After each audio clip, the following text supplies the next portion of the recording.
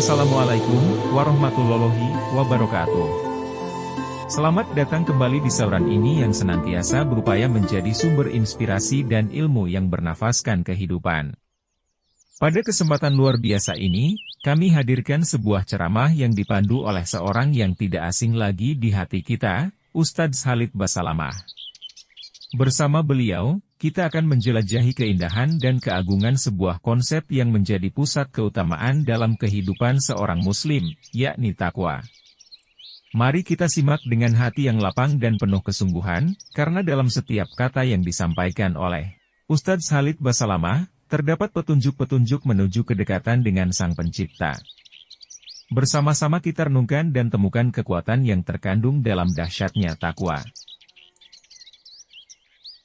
Baik, saya ingin tahu, takwa ini apa sih wa'adnya? Al-wa'ad, janji Allah di situ apa? Saya dapat apa kalau saya bertakwa? Ini perlu kita tanyakan, dan ulama menjelaskan tidak ada amal saleh, ibadah yang mengalahkan fadilahnya takwa, nggak ada. Takwa ini sampai disebutkan, saya pernah cari dalam Mu'jam Al-Fadhil Quran teman-teman sekalian, yang saya temukan, mungkin keterbatasan ilmu saya, tapi saya temukan secara saya detail memeriksa, ada 226 ayat yang berbicara masalah ketakwaan. Dan ulama mengatakan tidak ada amal saleh yang mengalahkan fadilah ketakwaan. Fadilah yang ada 10, 30, 100 fadilah. Ini 226 ayat dengan beragam macam termnya. Term ini misalnya takwa, muttaqin, muttaqun, at-taqwa dan seterusnya. Ini definisi atau ini term-term atau bagian-bagian yang ada di situ. Tapi yang jelas lebih banyak itu. Saya tidak bisa bahas semua, saya akan angkat. Ada ayat yang menarik dalam surah At-Talaq. Surah nomor 65 dalam Al-Quran ayat 2 sampai ayat 5. Ada 4 ayat. 4 ayat ini menariknya karena 4-4-nya menyebutkan fadilah tentang ketakwaan. Apa sih kita dapatkan kalau bertakwa? Ayat 2-nya. Allah Subhanahu wa taala berfirman, "A'udzubillahi minasyaitonirrajim, wa may yattaqillaha yaj'al lahu makhraja." Siapa yang bertakwa kepada Allah, ini manfaat pertama Anda dapatkan, Allah akan jadikan untuknya makhraja. Apa itu makhraja, teman-teman? Kita coba fahami dan kita detailkan, ditarik benang merah pemahaman dari bahasa Arab ini. Makhraj ini dalam pemahaman atau rincian para ulama bahasa, dikatakan makhraj bisa berarti seseorang laki-laki yang sedang berjalan di sebuah tempat yang sempit sampai membuat tubuhnya nggak bisa bergerak. Kemudian tiba-tiba dia coba memaksakan diri keluar dari gang yang sempit itu. Kemudian dia temukan di depan matanya ujung dari gang itu dan dia dapat lapangan luas sehingga dia bisa berlari.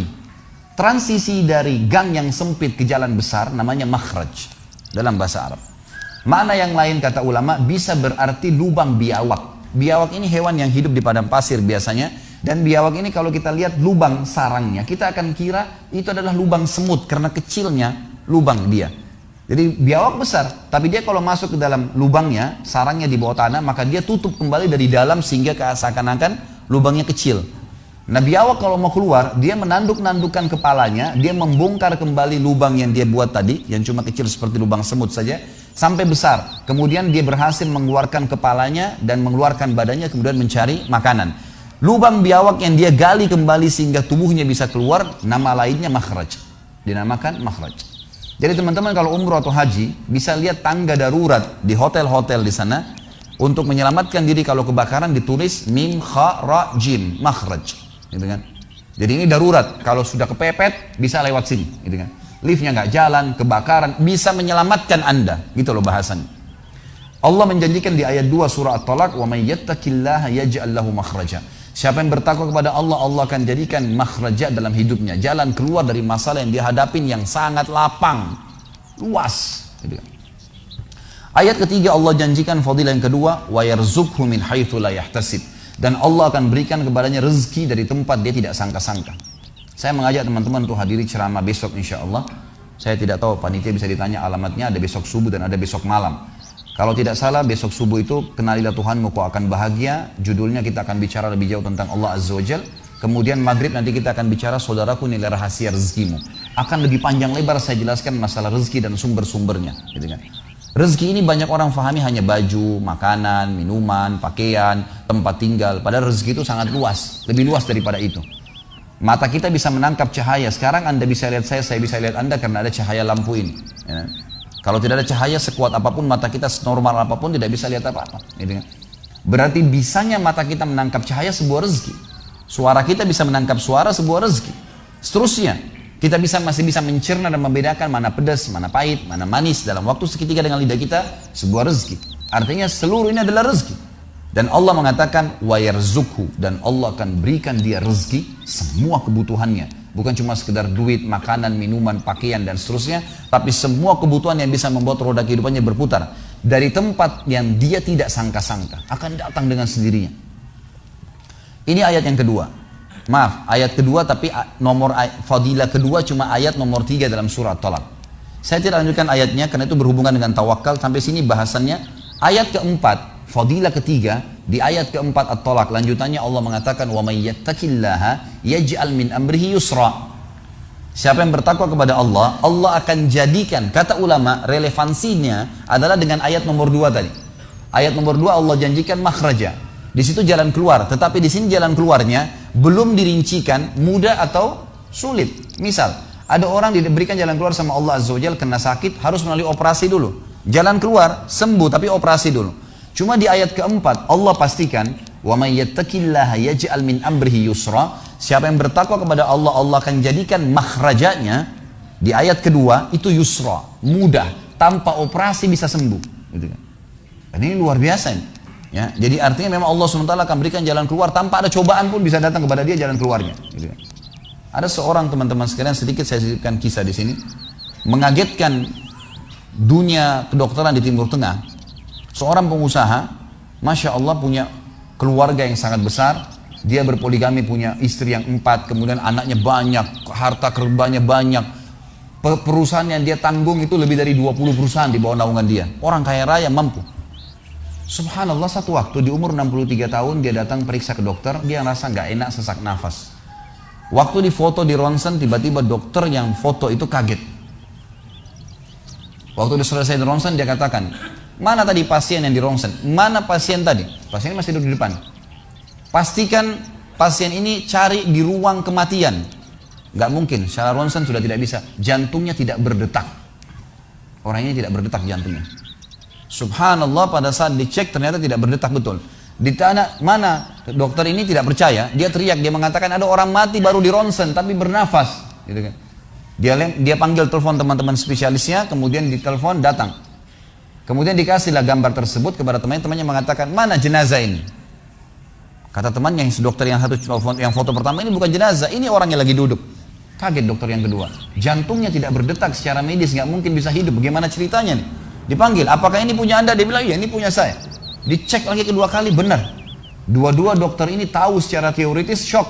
Ini nggak mungkin orang mati nih. Nggak ada ceritanya nih.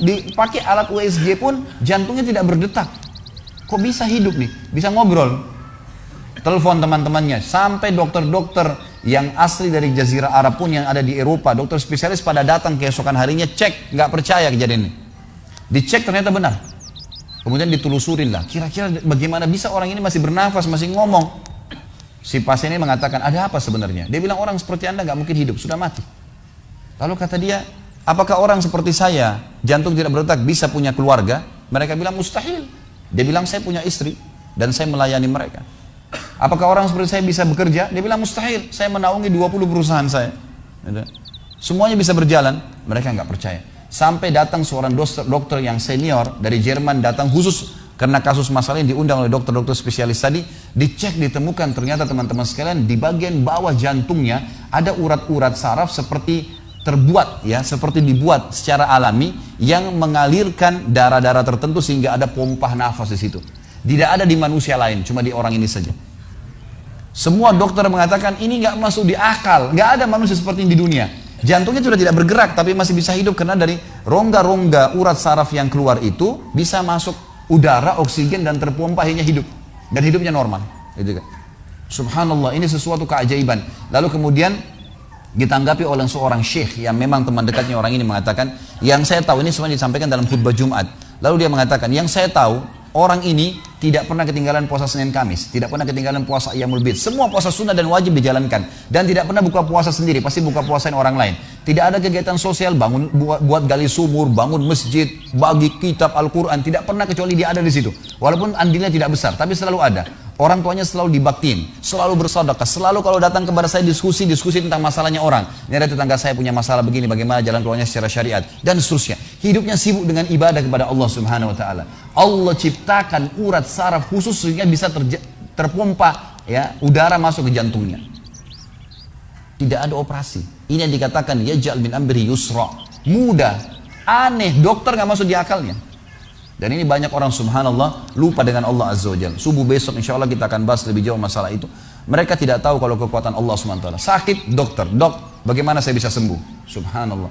Sebelum pergi akhi, ukhti, bilang, ya Allah, jadikan dokter ini penyebab saya sembuh. Sembuh insya Allah. Tapi kita tidak bergantung pada manusia. Kata Nabi SAW dalam hadis qudsi riwayat Bukhari, kata Allah Azza wa Jal, hai anak Adam, kalau kau menggantungkan nasibmu padaku, aku akan memenuhi semua kebutuhanmu. Tapi kalau kau menggantungkan nasibmu pada selain aku, maka aku akan biarkan kau dengan ketergantunganmu. Ya udah terserah kamu. Tidak akan bisa ditolong, gitu kan? Tapi kalau Allah Azza wa Jal turun tangan, sudah berbeda ceritanya teman-teman sekalian.